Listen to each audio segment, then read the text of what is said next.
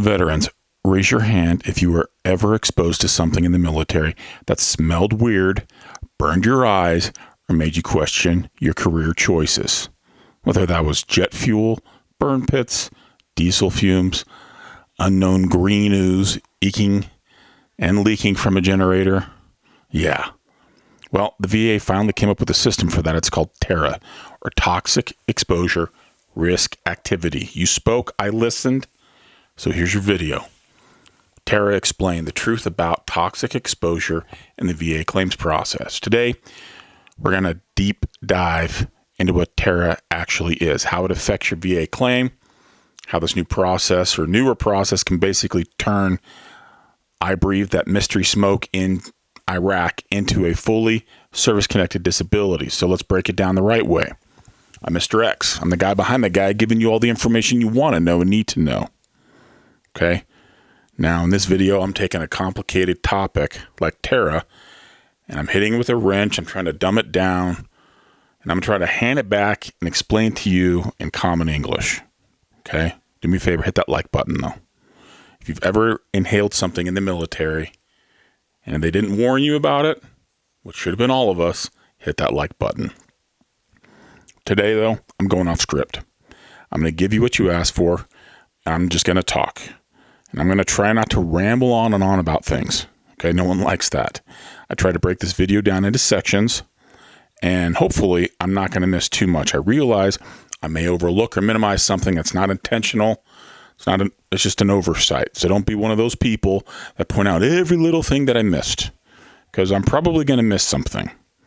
But hopefully by the end, you get the gist of TERA, what it is, what it isn't, how it applies to you, and how you can apply it in your future claims.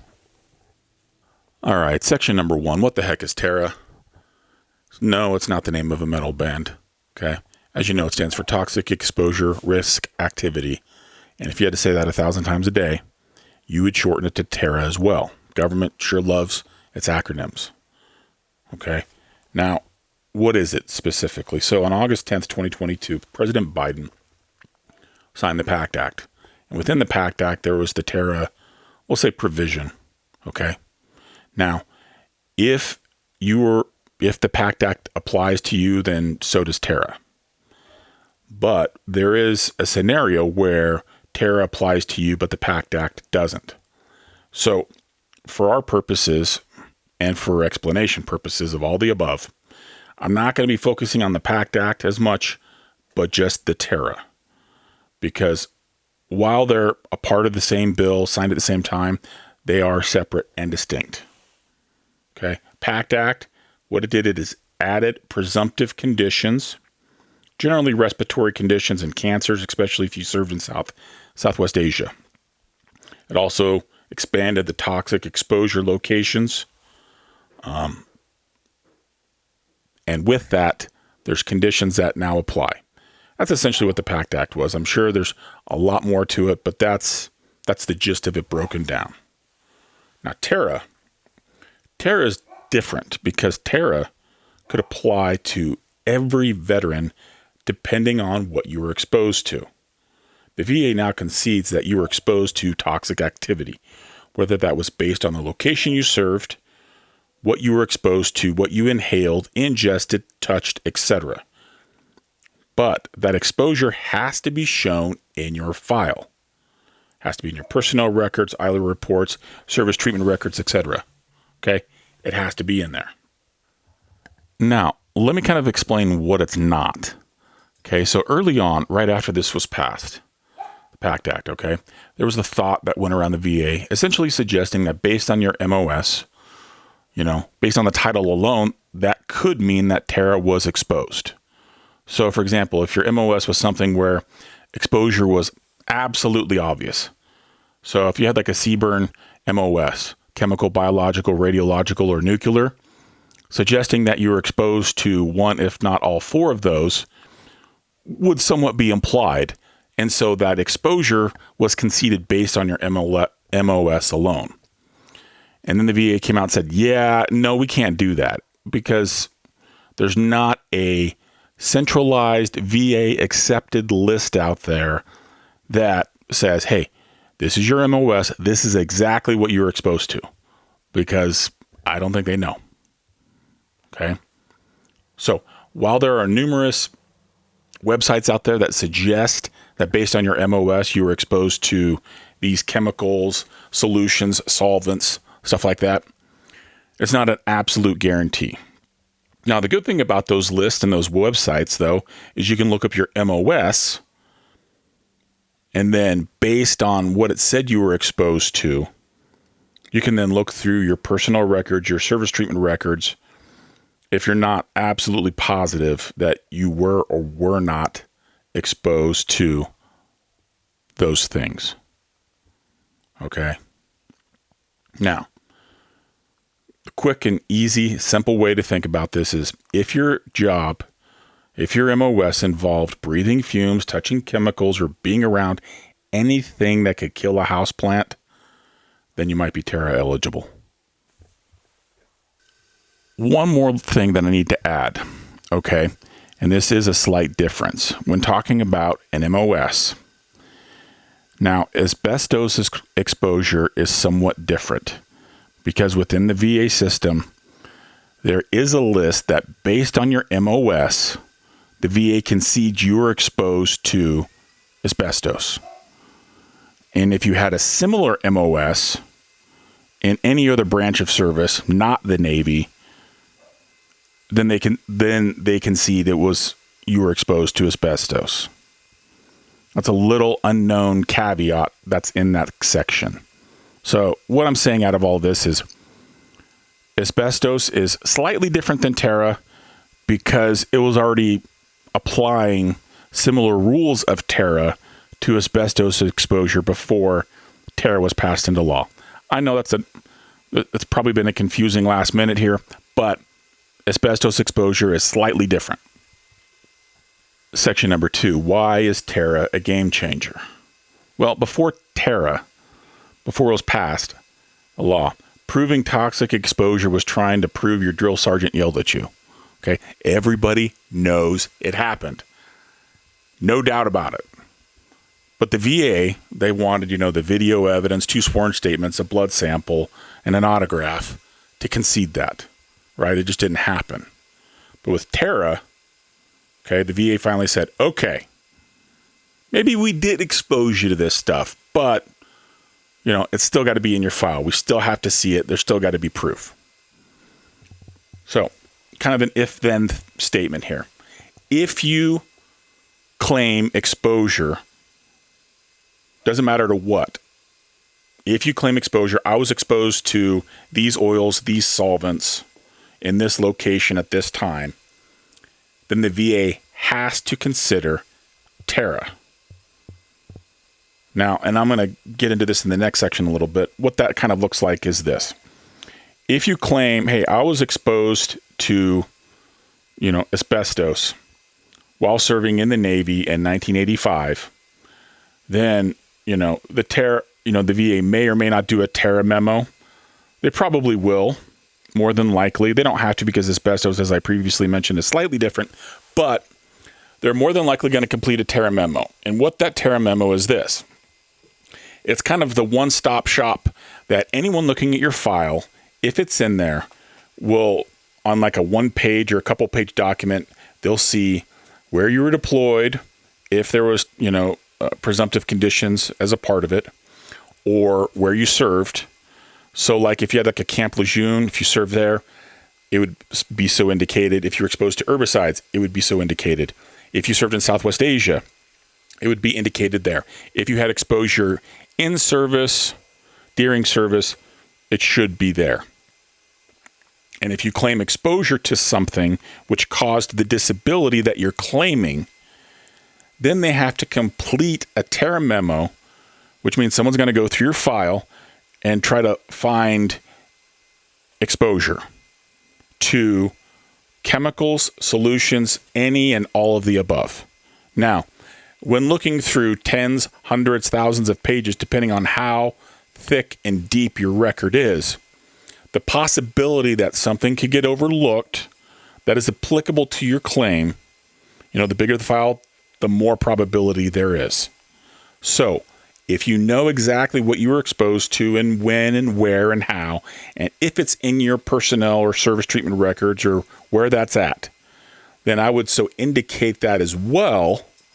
I know it's kind of a pain to do it, but I would indicate it because it only helps you in the future or helps the VA personnel find it in your file. Then they can concede it on this memo.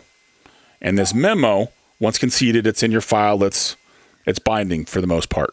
Okay. Now it can be updated. It can be changed if something was conceded in error. But essentially, it's, if you claimed exposure, they're going to complete a memo and then containing all of that toxic exposure risk activity.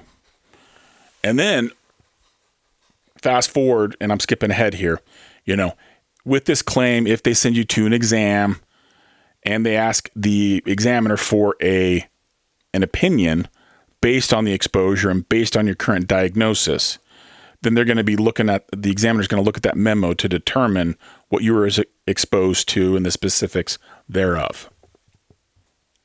And in the rating decision, if you look in any one of the narratives for any of the conditions claimed, if you claimed it due to exposure, there should be a sentence or a phrase or a paragraph talking about TERA conceded or TERA not conceded. Okay. And if it was conceded, if TERA was conceded, then in the favorable finding, if they denied that condition, then in the favorable finding, it should include information regarding the TERA that the VA concedes. Now, sometimes the information on that TERA memorandum in your file can be pretty thick. There can be a lot of bits of information that not all of that information can be contained in a favorable finding, but they'll give you an idea of what's in there. Okay, so the VA has to put that. If you claimed it due to TERA, they have to include that bit in the narrative, whether it was conceded or not conceded. Now, this tells you a couple different things as well, because if it was conceded, then that opens even more possibilities to things in the future, to claims in the future, and I'm going to talk about that in the next section here. Okay. Now, on the flip side of that, if TERA was not conceded, then that, the red flag should be going off in your head, especially if you were absolutely guaranteed exposed to something that can be proven in your record. Okay, then you're going to want to dig up where you were conceded and then point that out to the VA in your next claim saying, hey, you said I wasn't exposed to this, whatever the, solvent, the chemical, whatever you're exposed to. Okay. Point it out to the VA. Hey, in the service treatment records on this date at this time, this page, even if you have that information, I was exposed to these conditions, these things, these solvents, oils. Okay. That way they can update that memo and then consider the toxic exposure on your claim. Okay. Now that's just if you refile, but the gist is if it's conceded, you were conceded, what was conceded, what exposure was conceded. But if it's not conceded and you know that it should have been, then that's what you need to attack next in your supplemental claim. Attack why that non-concession of TERA was wrong.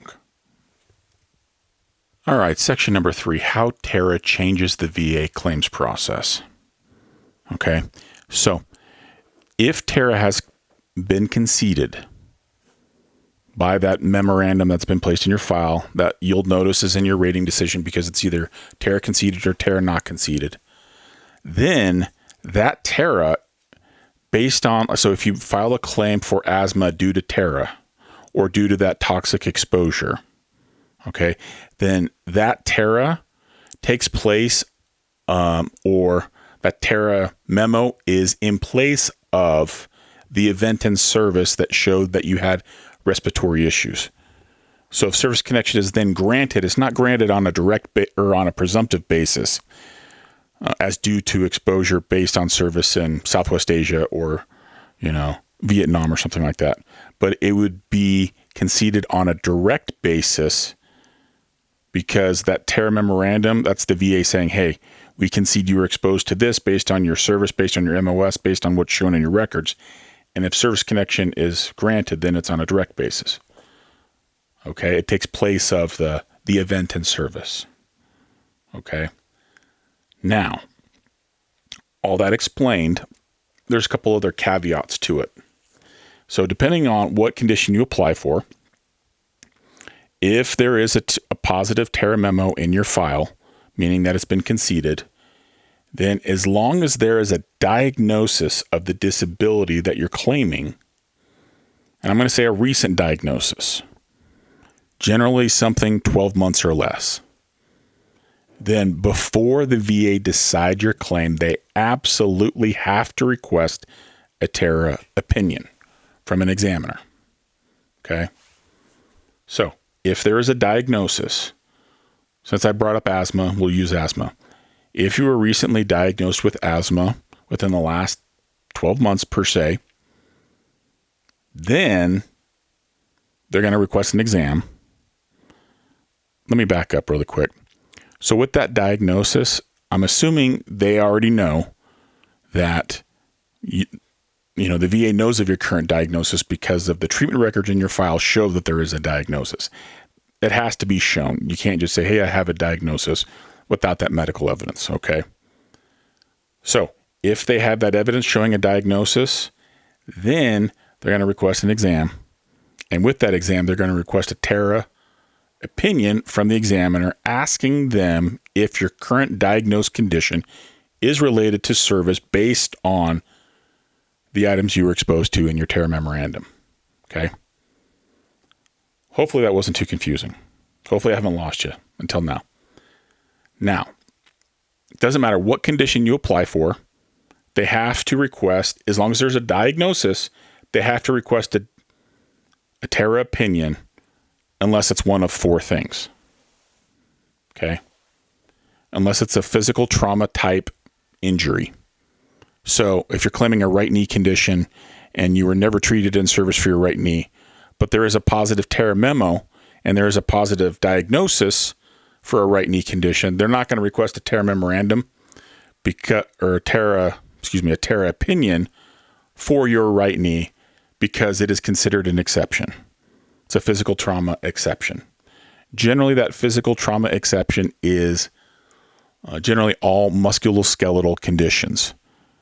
So things to do with your muscles and or joints. Okay. If the condition applied for is a mental health condition, then TERA does not apply. Okay. Now, this says if it's due to another etiology. Okay. So, for example, let's say you claim radiculopathy due to your lower back. Okay.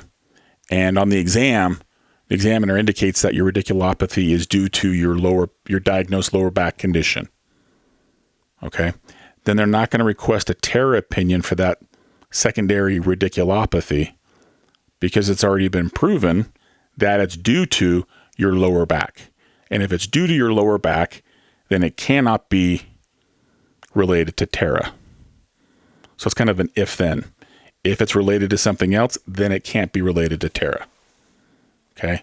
And the fourth one is even a little bit more difficult to explain, but I'm going to try. But it has to do with herbicide exposure.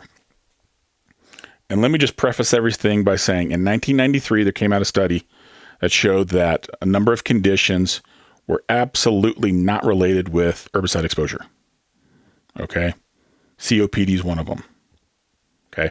So if your TERA memo in your file, if the only exposure shown is related to herbicides, hey, I served in Vietnam, and the condition you applied for, we'll just say COPD, is a condition that has no association with exposure based on the report in 1993, then at that time, they're also not going to request a TERA opinion because that would be kind of a backwards way of making it presumptive, but TERA, but then not.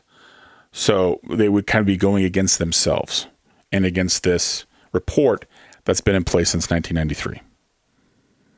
So keep that in mind. and I'm going to repeat this one more time. I apologize. If there's a positive diagnosis, okay, if it's a positive diagnosis, then a TERA opinion must be requested unless it's a physical trauma injury, if it's a muscle or a joint, unless it's a mental health condition, unless it's due to another etiology, and that's proven in your file. It can't be just the rater saying, well, I think these are related. No, it has to be shown, and there has to be a clear established line of saying that, hey, these conditions are not related, or it's absolutely related to something else. That, and then the herbicide exposure. They have to request an opinion unless it's one of those exceptions. And an easier way to kind of think about all that too is that positive TERA memo in your file. TERA basically removes the first half of the VA fight. You don't have to prove what you were exposed to. You have to kind of prove what the exposure did to you. Okay? Because based on the concession of TERA, that's proving the in-service event. Now, it's just a matter of if your current diagnosis is related to the TERA information in your memo in your file. Section number 4, the funny reality of TERA. Okay.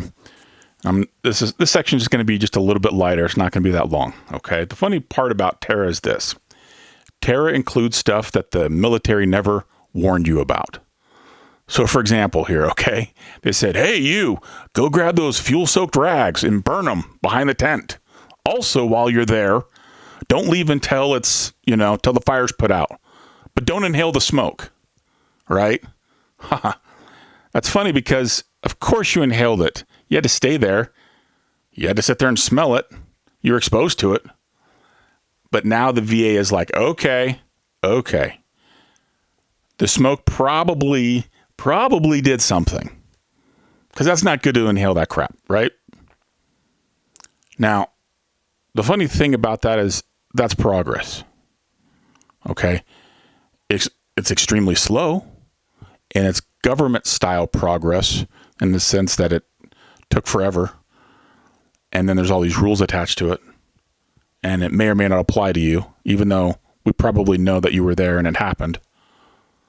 But in the end, it is progress. Okay.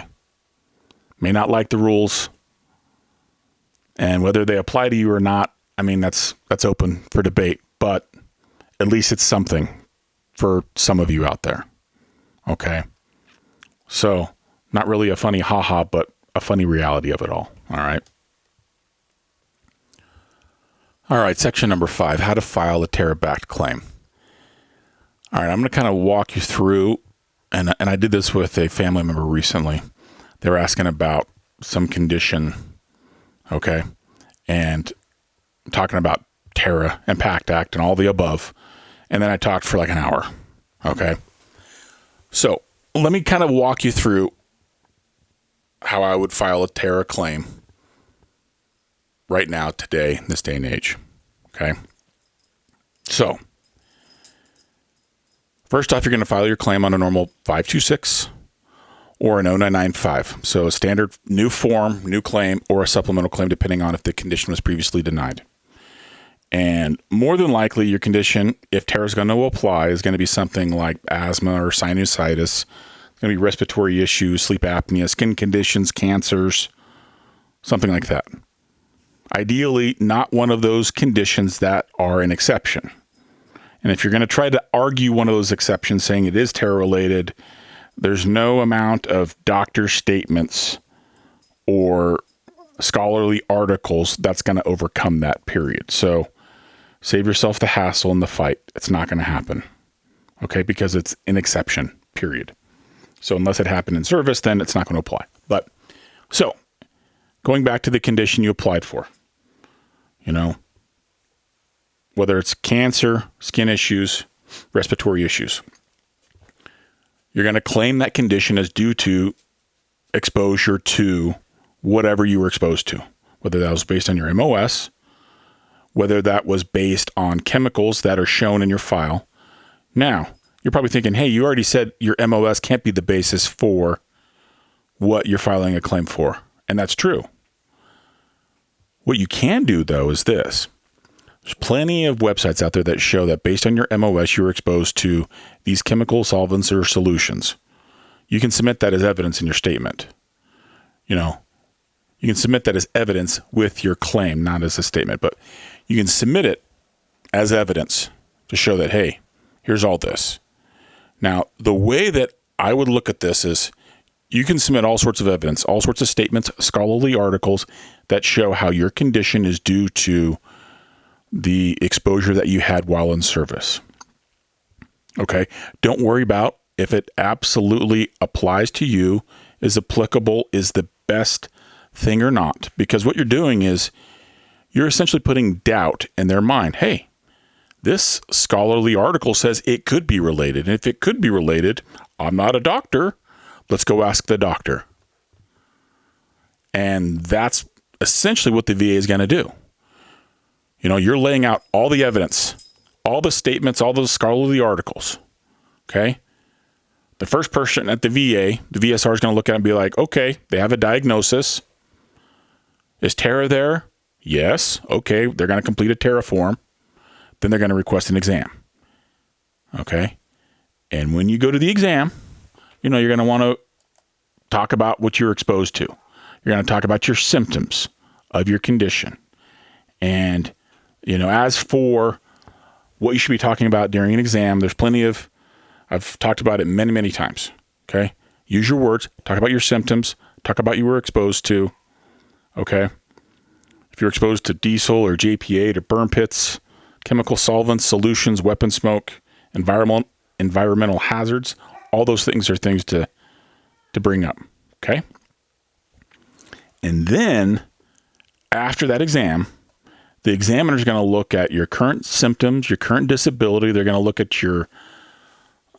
their form that they filled out that talk about your symptoms, whether you have ongoing skin reactions, breathing difficulty, respiratory limitations. They're going to consider occupational things and the timeline since service. They're probably going to also consider continuity somewhat.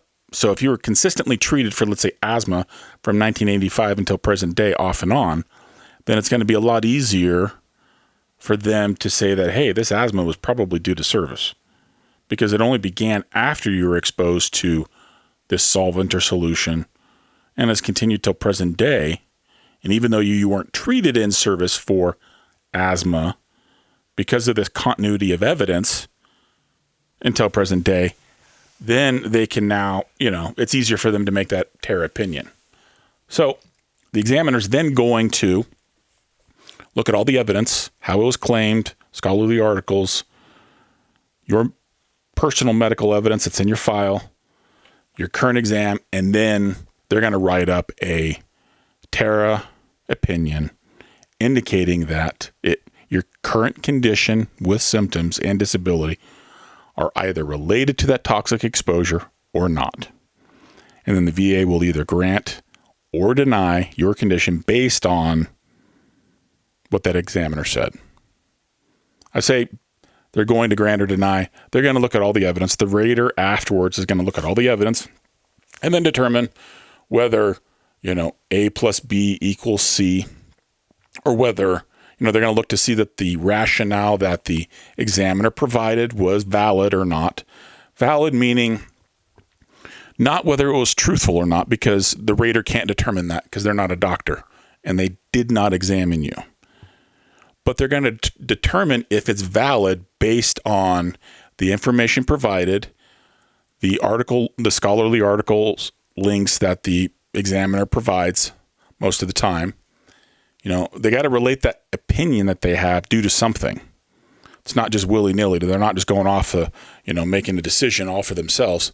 It has to be, they're going to say yes or no, then it's going to be based on, if it's going to be yes, then it's going to be based on these reasons and these studies, based on this evidence. And if it's denied, then it's going to be based on these reasons or this lack of study, this lack of evidence. So it's going to go either way, but they have to prove it. Okay? The VA rater is just looking to see if that rationale makes sense. And they don't have to agree with it. They don't have to like it. But if it makes sense, then they should be following the guidance based on what the examiner indicated. Meaning that if you have a diagnosis and the examiner gave you a positive opinion due to TERA and the rationale was valid, whether they liked it or not, they should be granting at that point. And then they're either granting or denying. If they're granting, then, they're probably not going to or if they're granting, it's not going to, your rating and narrative isn't going to include that positive TERA opinion. I'll just say, hey, we're going to grant from this effective date based on these symptoms and this rating. If they deny, then they should include that information. It should include the rationale for why they denied. It should include what you were exposed to if there is a positive TERA memo in your file. And then, if you disagree with any of the above, then you file a supplemental claim based on why they denied it. Okay? If they denied it saying there was no diagnosis, then show there was a diagnosis. If they denied it saying that the TERA memo was, or the TERA opinion was negative based on, and they let you know what it is, then the next claim or supplemental claim that you file, then you're going to want to include that information to show that they are related and that, that your current disability is related, because you're going to want to provide evidence that overcomes the reason for which you were denied. Easiest way to say it. Okay? That's going to be your strongest appeal for a denied claim, is find out the exact reason why you're denied. It's one of three things. Okay? We know what happened in service because the TERA memo says you were exposed to it, so that's what we're basing it off of. Okay? We're showing that there's a diagnosis.